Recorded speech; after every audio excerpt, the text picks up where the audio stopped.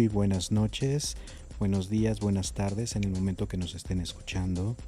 Bienvenidos al conversatorio. Yo soy Lafarte, La Fe, Lafa. Y yo soy Mare, bienvenidos al conversatorio, ¿qué tal?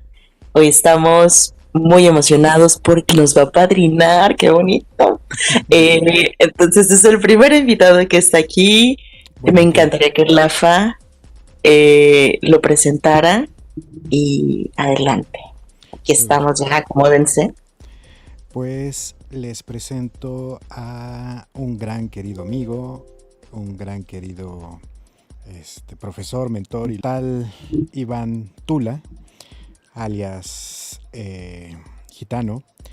Él, quien es un excelente actor, es un director de teatro, es escritor, es escenógrafo, es dramaturgo, son un montón de cosas y precisamente para este programa de teatro es que lo hemos invitado. Mi querido Gitano, mi amigo, mi hermano, si quieres presentarte. Nada, muchísimas gracias. Un saludo para todos. Para mí es un honor esta invitación y nada, me llena el corazón que me inviten a hablar de teatro. Saben que el teatro pues es mi vida, mi sustento, mi esposa, mi amante, mis hijos y todo. Entonces, a mí me da mucho gusto estar en este conversatorio de teatro. De verdad estoy muy contento, muy agradecido. Un saludo también para toda la gente de Guerrero. Sé que por allá nos van a estar viendo también. Gracias a Mare. Y bueno, para mí es un honor poder compartir este rato hablando de lo que más me gusta hacer. Creo que es lo único que sé de lo que podría hablar. En otras cosas no sé, no me siento tan capaz. Y también dispuesto a seguir aprendiendo más del teatro y todo lo que ustedes también tengan para aportarnos a todos y poder así iniciar este conversatorio.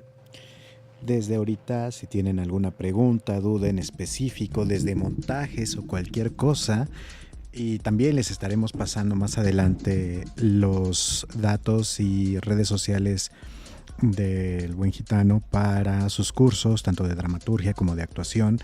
Y créanme, todos se llevan a cabo en puestas en escena, generalmente. Y pues bueno, es algo que me gusta a mí mucho.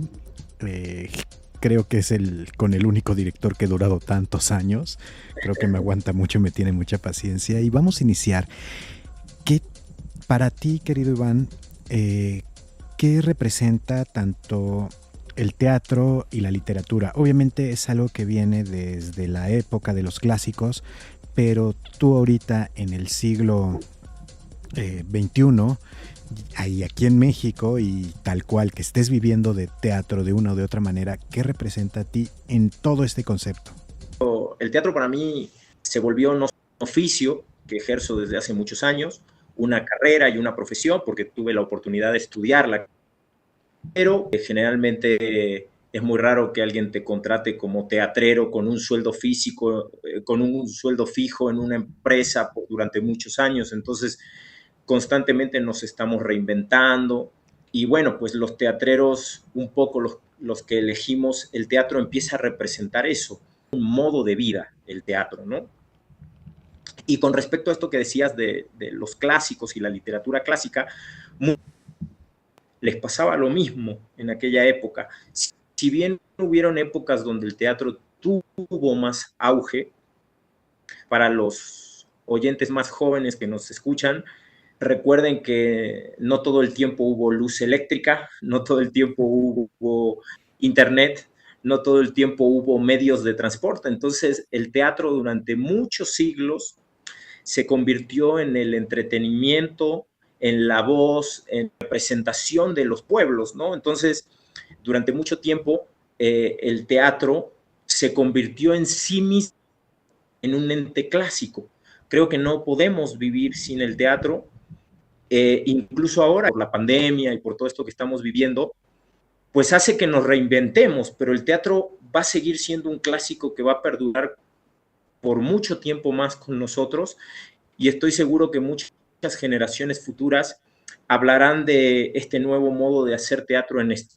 Ya me enteré que llegó a México una plataforma que es parecida a esta de películas, a esta Netflix, que ya hay una plataforma que llegó desde Argentina, que es de puro teatro, Sí. que tú puedes seleccionar y checar. Entonces, nada, creo que el teatro en sí mismo es un clásico. Entonces, toda la gente que escribe teatro y que está inmerso en este mundo, de algún modo u otro, estamos siendo partes de esta cultura clásica del teatro y tal vez algunos tengan la fortuna de trascender y convertirse en lo que se llama clásicos, que yo tampoco entiendo muy bien el término, ¿qué hace clásico a algo? O bajo qué parámetros y bajo qué conceptos lo podemos llamar clásico, ¿no? Excelente. Y te me adelantaste un poquito a la siguiente pregunta. ¿Qué es para ti o bajo qué parámetros sería el teatro clásico? Porque podríamos remontarnos, bueno, a Mari le gusta mucho también el teatro de los siglos de oro o el teatro novohispano o el teatro también griego. eh, Estos parámetros, ¿no? ¿Quién los pone? ¿Quién te dice que es un teatro bueno, que es un teatro malo?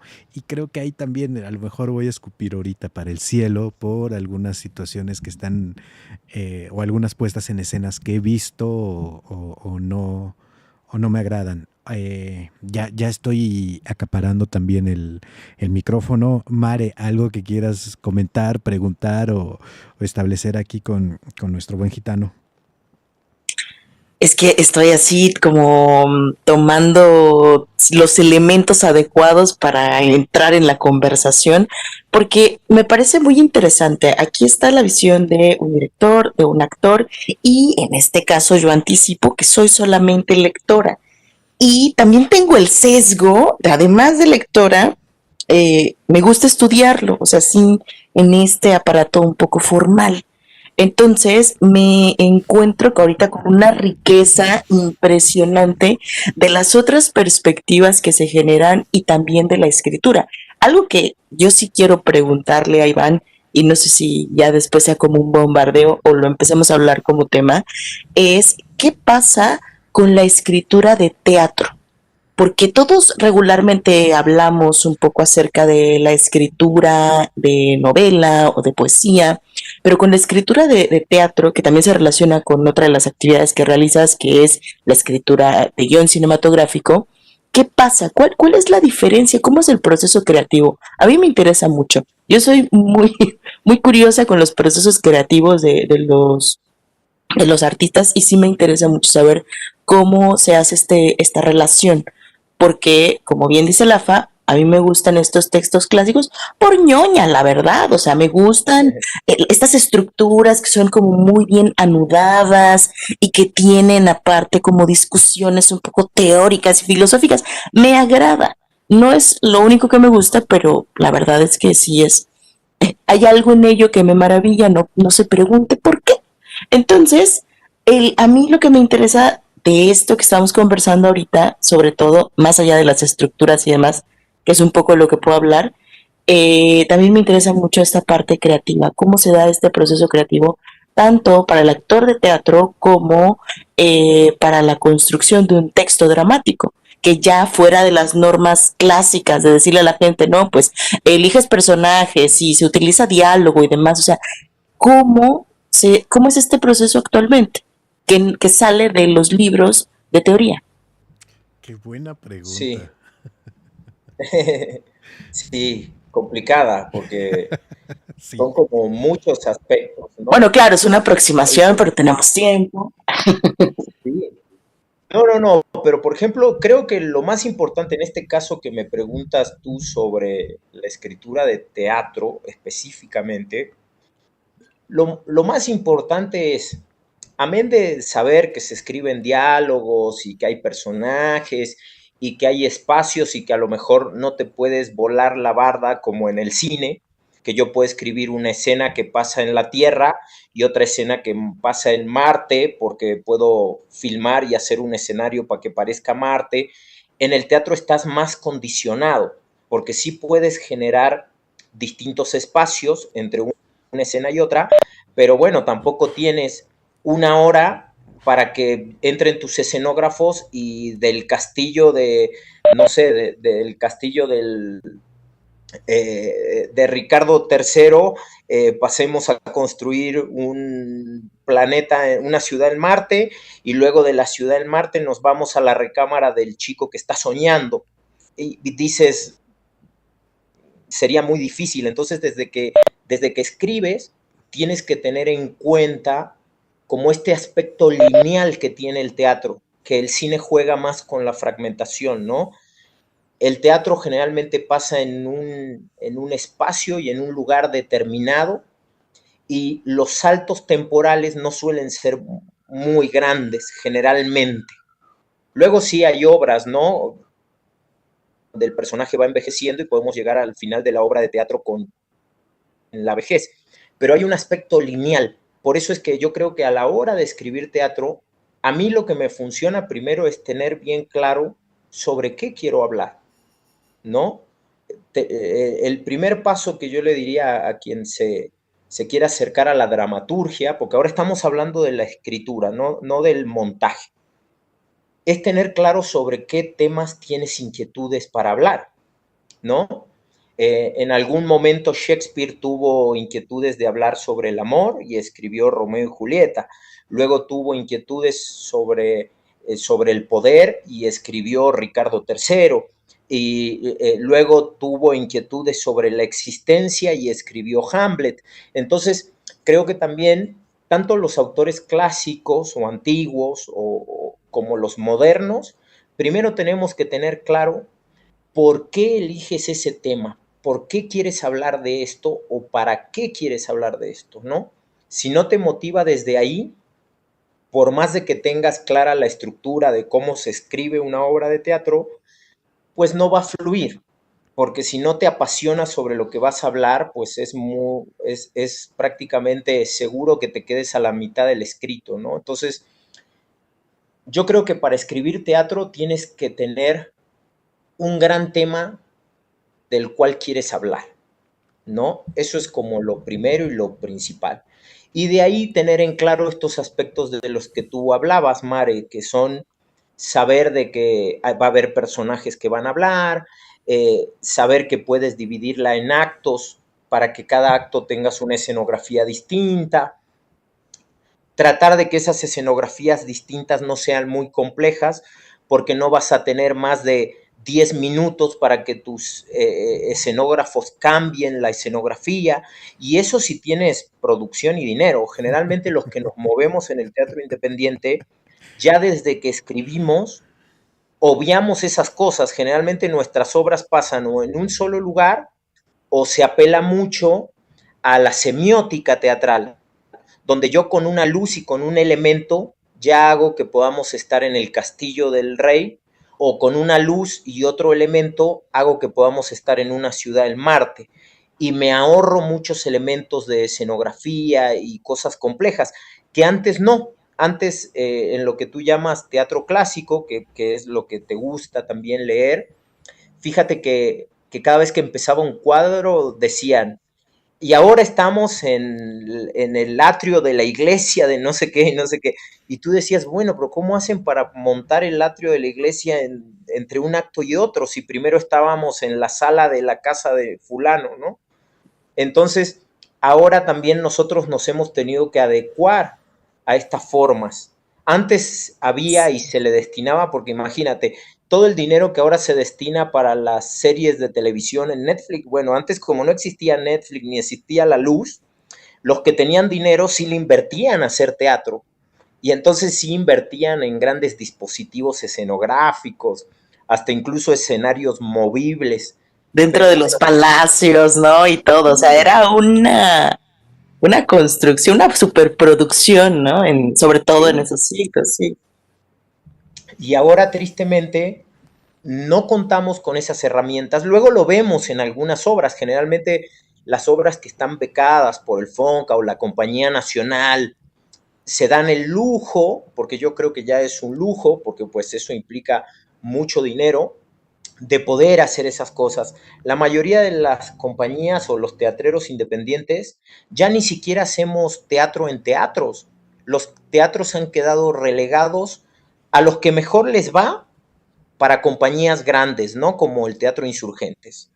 Y los otros teatros grandes ya se convirtieron o en iglesias o en estacionamientos, tristemente. Sí, Entonces, la mayoría de los independientes actuamos en salas independientes, que son casas reacomodadas, casas remodeladas. Entonces ya son espacios muy distintos donde los techos ya no son techos altos como en un teatro, donde podías tener una parrilla de luces. Y entonces ha cambiado todo el concepto. Yo siento que ha cambiado todo el concepto incluso de escribir teatro. Ya cuando uno escribe ya no piensa en esos teatros que existían antes de 1800 localidades y que antes, hace unos 60, 70 años, se llenaban. Ahora no, ahora con suerte los teatros tienen 30 personas, 40 si te va muy bien como compañía independiente, y a estas compañías grandes que conocemos como CESA y muchas otras más que suelen ser privadas, la del señor Ortiz de Pinedo, que suelen hacer teatro muy grande, sí llenan teatros de 600, 700 personas, pero porque ahí hay otra mecánica, porque de sus 700 personas, 650 boletos son regalados. Entonces llenan los teatros y ellos sí pueden jugar un poco más con esto del espacio, ¿no? Pero por el tipo de teatro que hacen, ¿no? El teatro de ellos ya está pagado. Nosotros los independientes necesitamos cobrar un boleto para tratar de solventar lo que estamos haciendo. Ellos ya tienen empresas que pagan todo, hasta los sueldos de sus actores, y lo único que tienen que hacer ahora es que la gente vaya y los vea, porque todo ya está pagado. Por eso regalan boletos en la radio, en la televisión. La empresa que puso dinero tiene a sus trabajadores gratis yendo toda la temporada y por eso llenan teatros, ¿no? Y también otro de los puntos que estabas diciendo y que se me hace muy importante y por algo todavía sigo tratando de apoyar de una o de otra manera lo que haces y tratando de colarme otra vez para regresar a las tablas, son los temas que ahí regresamos. El teatro comercial, el teatro de estas grandes compañías, a excepción de la compañía de Nacional de Teatro, que podríamos irnos 50-50, son temas como de una comedia fácil. Lo que tú Sí. haces y lo que me gusta, y por eso estamos ahí, yo creo que por eso no nos hemos hecho millonarios como teatreros, es un teatro que te llega a analizar, que te llega a dar una representación de lo que está pasando. Puedo poner diferentes temas desde una especie de un thriller psicológico que te habla de fantasmas y de asesinatos y que tienes que descubrir al asesino, o puedes ver el origen de la vida de un Adán y Eva, o puedes estar viendo la pobreza, o puedes estar no sé, viendo los problemas mentales y todo lo que sufren estas personas, y no nada más esto de la risa fácil, esto de que podríamos hacer stand-up y creo que también nos iría súper bien, pero creo que eso está muy choteado. Creo que también en lo que te enfocas tú y que por eso, lejos del sombrerazo que le estoy dando, chequenlo en YouTube, tiene ahí hay un par de obras o par de trabajos que ha hecho donde el trabajo del actor que él está haciendo tanto como representante de actor o como director es muy importante y te deja algo, te deja para que estés pensando.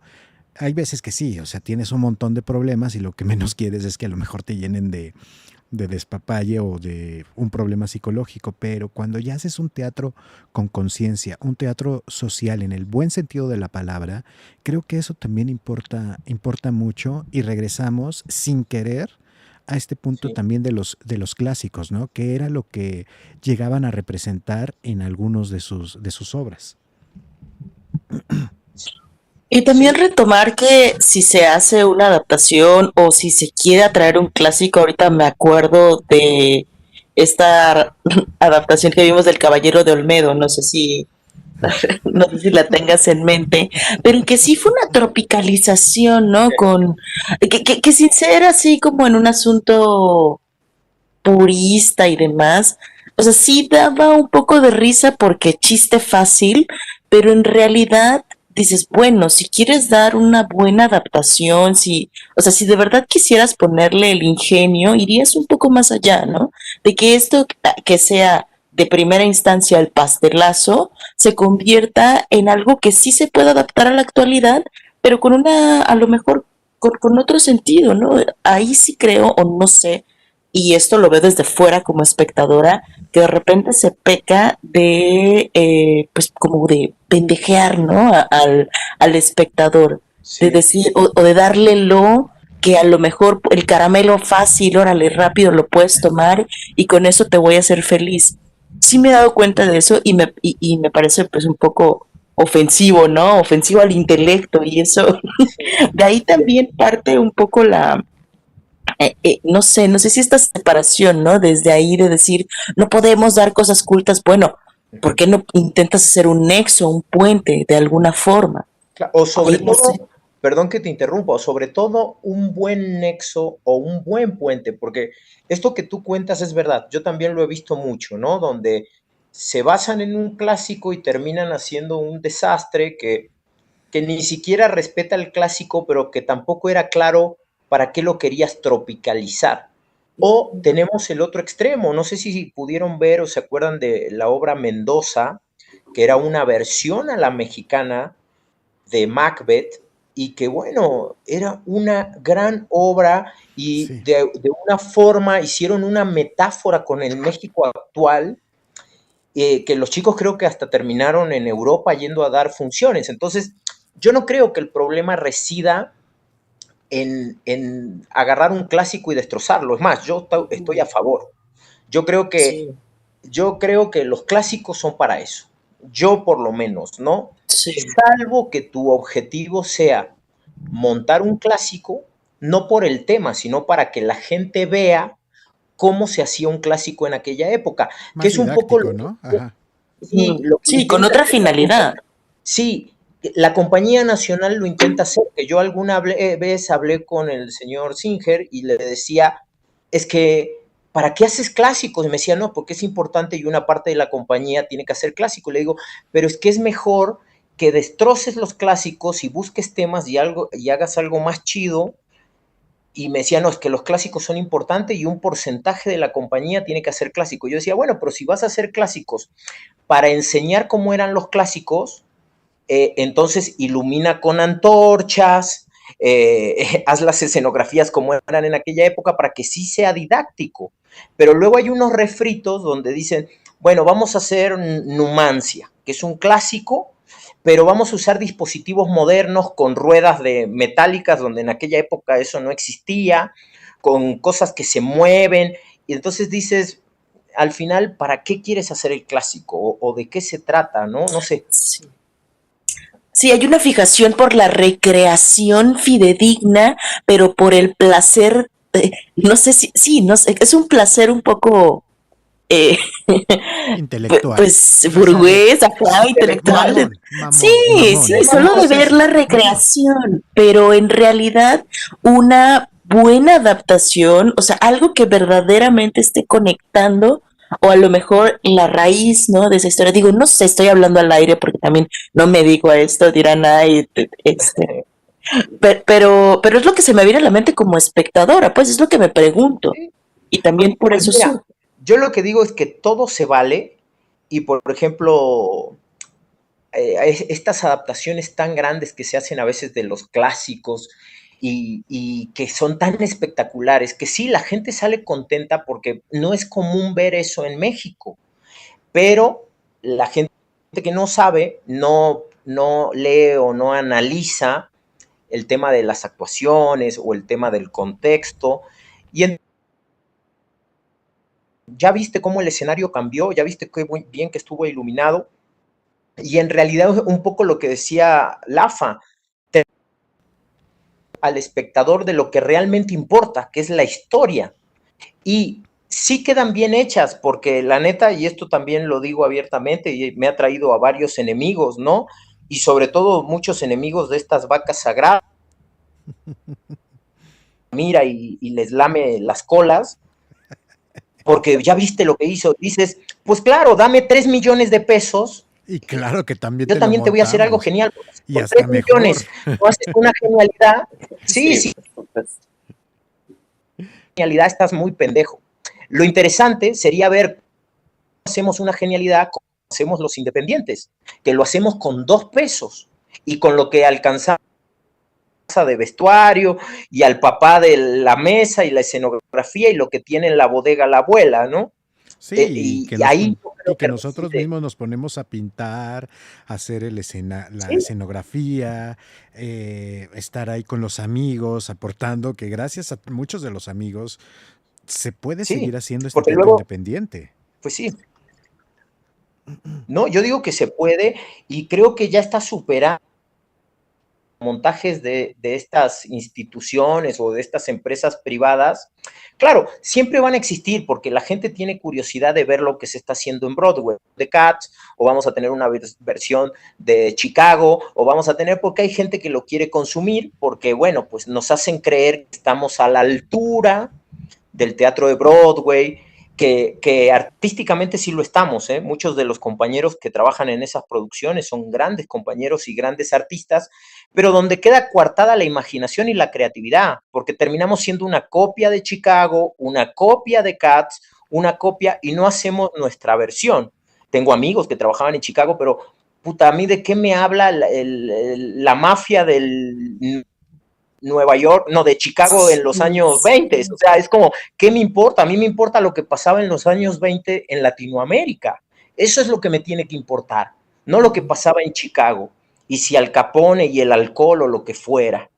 Lo que me importa es ver qué estaba pasando con los procesos militares en Latinoamérica, con los Tupac Amaru, con la revolución que se quiso hacer, pero bueno, eso hay y además es reforzar a contribuir un tipo de cultura, ¿no?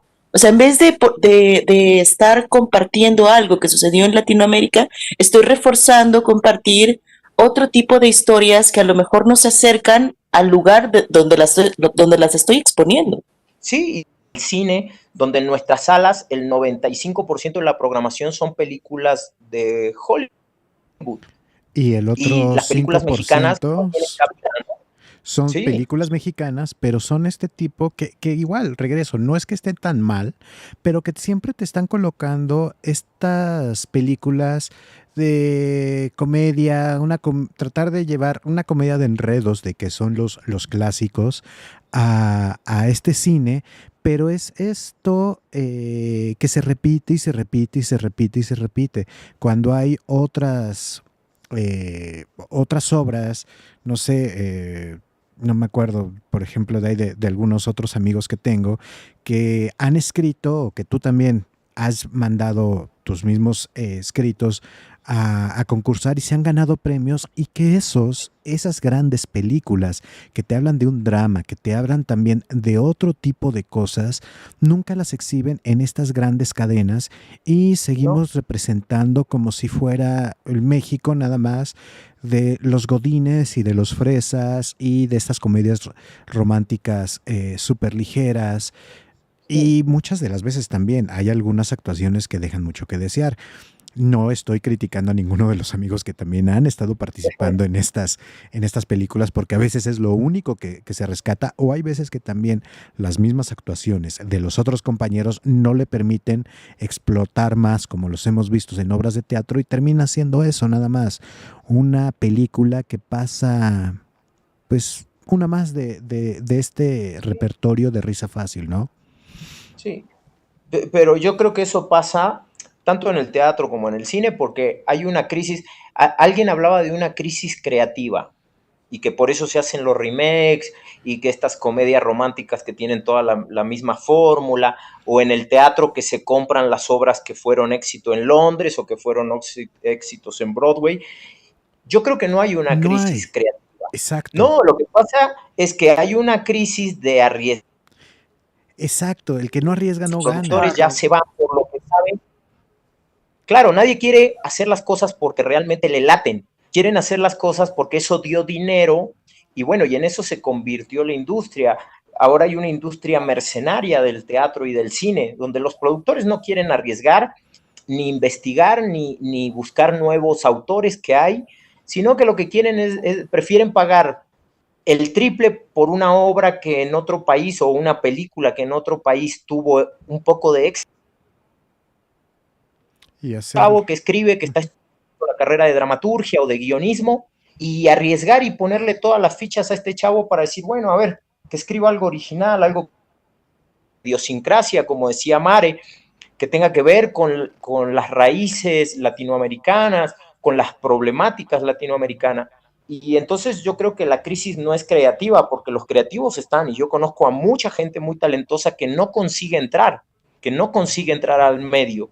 Es muy Sí. difícil, Sí, es pero también bueno, como la mayoría de los medios, ¿no? Tanto de los nuevos escritores para publicar sus libros o estas nuevas obras, porque también conozco, bueno, obviamente, y generalmente por ti, a muchas personas que arriesgan y que tienen unas obras que podrían ser maravillosas, pero a menos que estén dentro del Fonca, hay algunas que llegan a salir y hay otras que se quedan ahí porque es que no sé si va a pegar, es que no es, cabrón, a lo mejor en una de estas, pues pasa como esta adaptación de Macbeth, que los chavos se van a hacer un recorrido totalmente al mundo y ya no estás repitiendo esto de Estados Unidos y estás dando una imagen diferente y actual de lo que estamos haciendo y de lo que estamos viviendo aquí en Hispanoamérica, Latinoamérica.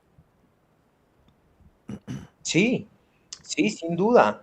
Y estás adaptando temas clásicos, volviendo a lo que nos proponía Mare en la plática de hoy, adaptas un tema clásico a una ideología más nuestra y tú puedes sentir la identificación y los paralelismos son las mismas, no importa en qué país estés o en qué lugar del mundo estés. Y generalmente las grandes obras de teatro clásicas hablan de estas pasiones o estas emociones universales, ¿no? El amor, el honor, y bueno, pues no sé, es complejo el tema porque no puede ser que la gente ubique el Juan Tenorio y que se haya vuelto un clásico, pero cuando tú le preguntas a la gente realmente de qué va el Juan Tenorio y si lo leyeron, no. Ellos conocen la versión de los Mascabrothers y saben que es un clásico porque se hace en México desde hace 20 años, una cosa que tiene una premisa parecida al Tenorio, pero que está totalmente desvirtuado, ¿no? Y Sí. la gente eso lo identifica como un clásico. Sí, por Y entonces ejemplo, es como, dale, dale, dale, dale. no, no, no, no. Ah, Eso es lo que estoy diciendo, que yo digo que está bien destruir los clásicos, que en este caso los chicos lo hacen, que aparte son muy buenos en lo que hacen estos hermanos, Freddy, eh, pero lo triste es que la gente no tenga como las herramientas para entender y comprender que eso es un juego cómico que hacen y que no tiene nada que ver con el Juan Tenorio y con lo clásico y lo importante del mensaje del Juan Tenorio en el caso. Por eso yo digo que los clásicos ahora en la actualidad yo creo que son para leerse y disfrutarse. ok. Un poco lo que decía Mare, que le gusta leer. Yo creo que ahí es donde uno se acerca a un clásico. Si tú pretendes acercarte a un clásico yendo al teatro a ver una versión de Hamlet, una versión del Tenorio o una versión, no lo vas a hacer. Esas versiones distan mucho de ser un clásico, porque ya no son los 40 actores en escena que plantea Shakespeare, o no sé, cambian muchas cosas. Entonces, creo que también hay que educar a la gente en ese sentido de una, hacer que pierdan el miedo a los clásicos, se acerquen y los lean. Creo que es la mejor forma de acercarse a un clásico, leyéndola. Y luego está padre ir al teatro a ver reinterpretaciones, pero que la gente entienda de que por más que yo esté montando Romeo y Julieta, yo ya no estoy montando un clásico, estoy montando una reinterpretación del clásico, ¿no? Ahorita que estás tomando ese tema de Romeo y Julieta, a mí me gustó y creo que fue de las primeras películas o la primera película que vi de Leonardo DiCaprio. A mucha gente no le gustó esta Uh -huh. reinvención de Romeo y Julieta que era por medio de pistolas y pasarlo al siglo XX. La verdad a mí me gustó. Sí, Estos efectos de que sacaban las pistolas y sonaba como si estuvieran desenfundando las espadas, se me hizo bastante ameno y eso que no había leído realmente en ese momento a Romeo y Julieta, pero se me hizo un buen acercamiento hacia lo actual y es lo que estás diciendo, ¿no? Es cómo descomponer, pero descomponerlo a lo mejor de una manera más creativa y no yéndonos hacia el chiste fácil, que está bien, quieres ir a echar despapalle, pues sí, está bien, como bien lo mencionas, ¿no? Ve a ver al Don Juan Tenorio, no la versión clásica que creo que se hacía siempre en el Jorge Negrete, sino vas a ver a los Masca Brothers, pero también esta forma, regresando a la descomposición, de que el primer Don Juan Tenorio fue el del burlador de Sevilla y después fue Don Giovanotti en Italia y después viene el Don Juan Tenorio de Zorrilla, de cómo te lo va cambiando. Me acuerdo claro. mucho y es una frase que me gusta y creo que podría venir muy, muy ad hoc a esto, que es a voces, en Sevilla a voces me llaman al burlador y no tengo más orgullo que dejar a las damas sin honor, más o menos. Ahora, a partir de esa premisa y de ese verso que dan Tirso de Molina en su Burlador de Sevilla, el real Don Juan, no aquel que se enamora, no, sino el que se quiere estar tirando a todas, Sí. creo que hacer una actualización, por ejemplo, que a mí me encanta también el teatro Ay, clásico, sería genial. para ahorita, con todo esto que se están dando pues no sé si llamarlo de otra revolución sexual o algo por el estilo, pero ¿cómo manejarías eso para estar haciendo todavía un choque aquí en México con esta doble moral que a veces nos manejamos?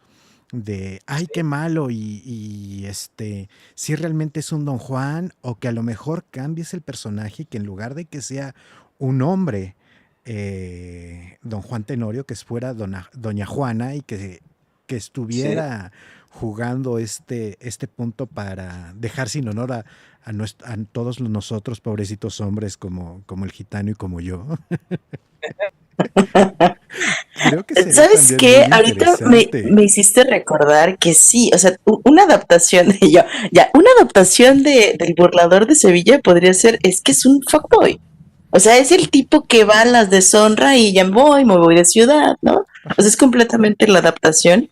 Y algo que a partir de ahí me surge es que sí se puede apreciar que hay directores que tienen como, no sé, y ahí tú me desmentirás, Iván, sí hay como más, no sé, no quiero decir capacidad, voy a ponerle sensibilidad de adaptar ciertas obras, ¿no? De tener ese entendimiento, porque la obra está ahí, pero si tú decides llevarla a escena, creo que también está esta responsabilidad de pues compartir. Yo sé que a lo mejor habrá un director que diga, no, yo la quiero de construir toda, ¿no? Yo quiero que salgan por aquí cosas Claro. muy, muy, muy locas, tipo esta película de Gatsby, y no, que es, ya no me acuerdo del director, pero que hace todo como muy estridente. Entonces es como decir, ¿qué pasa ahí en esa sensibilidad de el director? ¿Cómo es que a veces ves algo como muy bien entendido y en otras ocasiones ya Isabel, me aprendo el nombre de este señor para no volver a ir, obra que aparezca de él, le voy a dar la vuelta? Sí. Bueno, es que también caemos otra vez en lo mismo, o sea, el arte termina siendo tan subjetivo que también nuestras visiones, nuestras opiniones y nuestros puntos de vista también son relativos, porque también alguien te puede decir, pero ¿por qué? ¿Por qué tengo que respetar o por qué no puedo hacer un despapalle como hacen en esta versión humorística del Juan Tenorio, donde invitan a actuar a Bisoño, que se me hace lo más surrealista, que tendríamos que volver al dadaísmo, viendo actuar a ese señor? O sea, volvemos al dadaísmo, al teatro de... No, yo digo que todo se vale. Y lo interesante de esto, y creo que para la gente que nos escucha, es justamente eso, que todo se vale, es ser inquieto con calidad.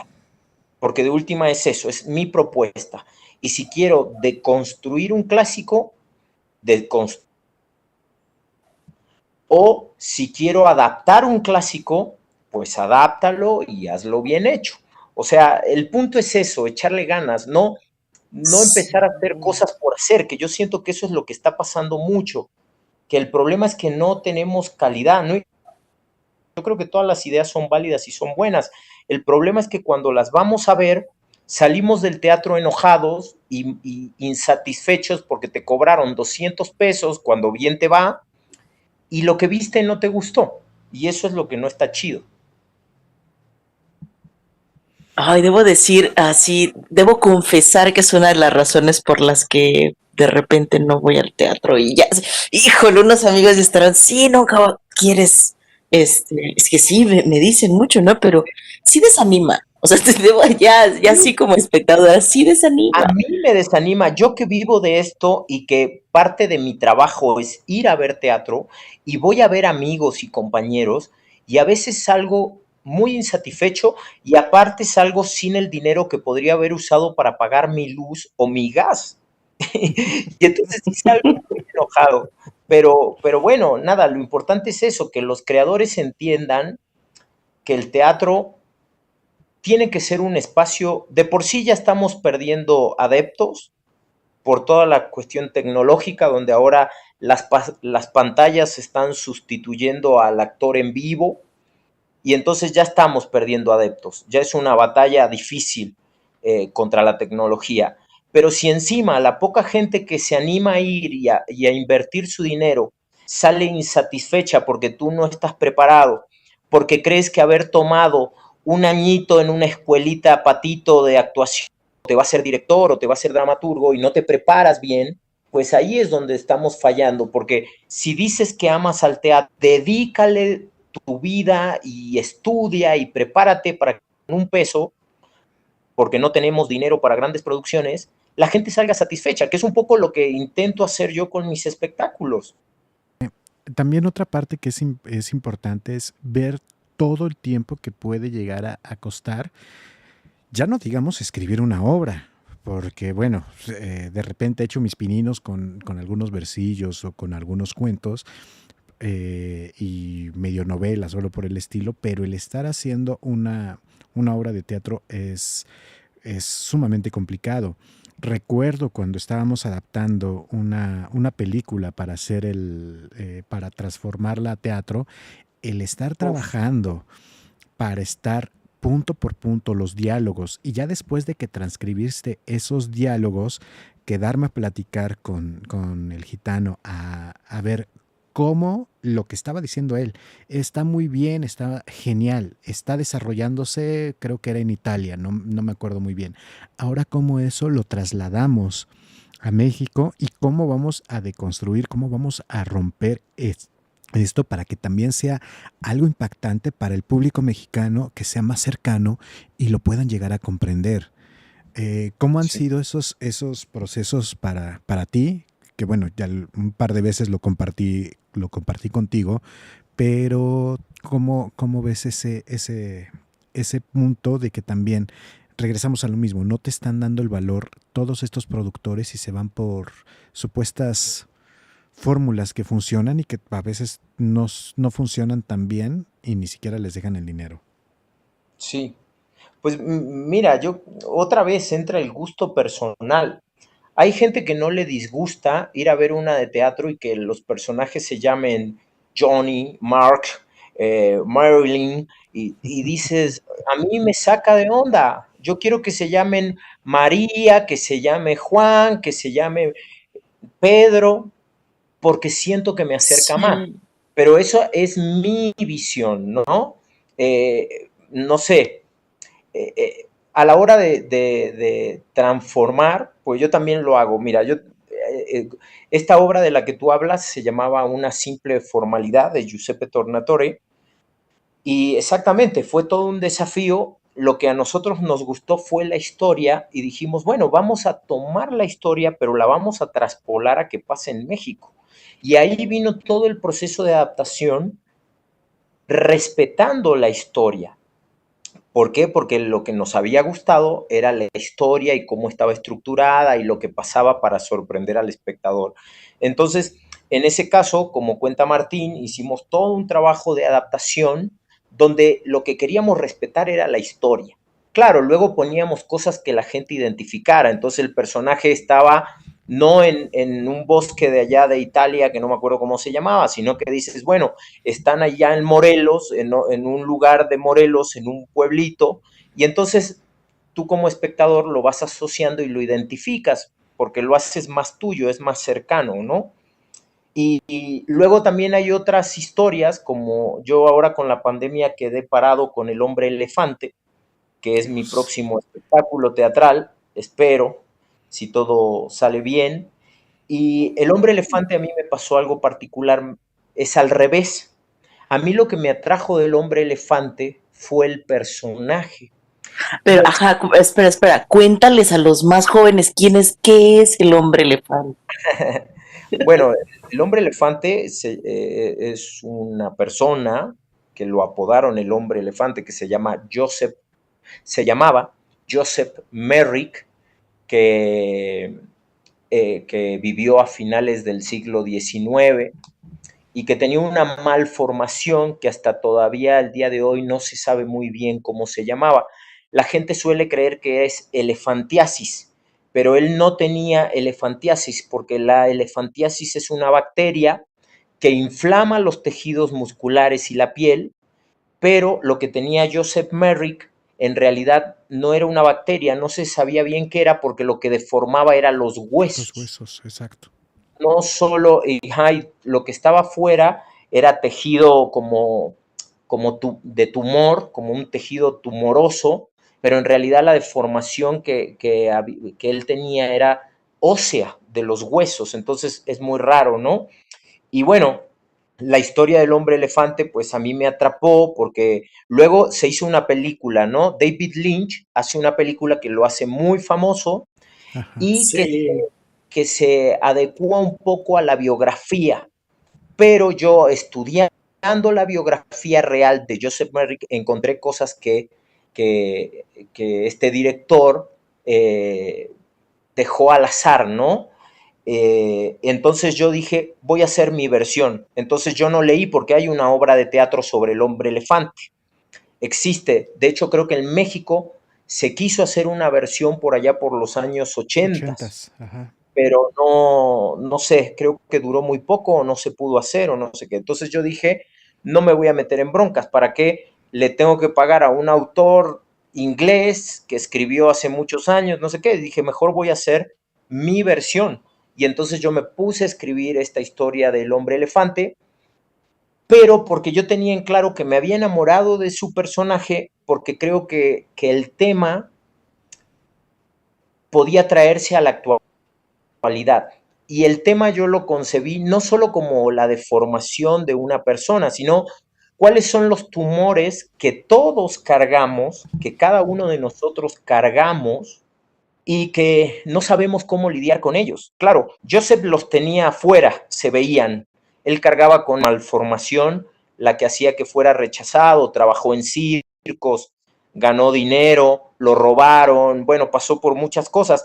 Pero yo decía, bueno, en definitiva ahora también todos somos hombres elefantes, que a través de estas pantallas, de los celulares y de las redes sociales, escondemos nuestras malformaciones, porque mostramos lo que no es, porque esta cultura nos está llevando, esta cultura del celular y de la pantalla, nos está llevando a que nosotros digamos que somos una cosa y que hagamos una cosa en las redes sociales, pero en nuestra vida somos otra, ¿no? Entonces, yo hice ahí un paralelismo en eso, en que todos somos hombres elefantes que estamos tratando de esconder. Él lo hacía con una bolsa en la cabeza, nosotros lo hacemos con un celular. A mí lo que me gusta Escondía sus... ahí, ay, perdón. Sí. No, adelante, María, adelante. Lo que me agradó mucho de lo que acabas de decir, porque creo que entendí la idea, es este juego de perspectivas, ¿no? Porque lo que antes se escandalizaba pues de esta figura era su fealdad, pero ahora mismo se puede hacer esta transferencia a la actualidad y viendo lo que se pone en pantalla, ahora el dilema es la belleza, creo, ¿no? O sea, es justo la proyección de la belleza o la fealdad, o qué nos parece bello, o qué nos parece feo dentro de esto que nosotros estamos proyectando. Sí, Y eso, y cómo estás cubriendo esas malformaciones por medio de todos los filtros que te dan estas aplicaciones y que realmente ya no eres tú. Estás cubriéndote y también como el hombre elefante te estás cubriendo y te da pena ser tú en cierto momento y te estás vendiendo un espectáculo. No, ahorita apenas estoy haciendo la analogía porque no habíamos platicado tanto del proyecto. sí, eso es. De hecho, todavía va más atrás. O sea, no solo el hecho de usar un filtro para esconder quién eres realmente porque hay algo que no te gusta, que tú dices, chale, no estoy al 100% gustoso de mi color de piel y me voy a poner un filtrito, sino que ¿cuál es el tumor que está atrás de eso que te lleva a pensar que tu color de piel no está chido?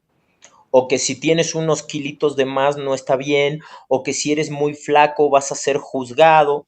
O sea, todavía todo es mucho más profundo. Por eso a mí, el hombre elefante, sí es verdad que la película lo terminó convirtiendo como en un clásico, eh, yo quise hacer mi versión. Obviamente, pues sí, empecé por lo más común, que era saber qué es lo que se había hecho sobre el hombre elefante, pero yo dije, ya que lo voy a agarrar, vamos a traerlo como a un contexto más actual, más moderno, ¿no? Para que la gente entienda esto de los tumores y la malformación, y bueno, y cómo vivimos ahora eso, ¿no? Wow. No, pues tendremos que estar viendo y platicando mucho más. Se nos ha ido el tiempo de una manera espectacular. No, Chale. sí. Creo que tendremos que hacer un segundo capítulo de anotaciones de teatro. Eh, muchas gracias, mi querido gitano, por estar este día con nosotros. Ser, yo creo que uno de los invitados recurrentes de... Y No, yo pues, encantado. Muchas gracias, de verdad, encantado. pues mi querida Mare, Yo estoy de verdad sorprendida con la conversación, también se me fue el tiempo aquí, estuvo muy, muy padre, muy interesante. Eh, Igual, feliz de que regrese con nosotros Iván Tula, que se vuelva un conversador frecuente de aquí también. Y gracias a todos por habernos escuchado. Si llegaron hasta aquí, pues ya vayan a buscarnos en nuestras redes sociales, que de esto se trata. Así es como se está manejando el changarro. Ustedes van, le dan seguir y ahí nos ponemos en contacto. Pueden agregar sus comentarios, preguntas.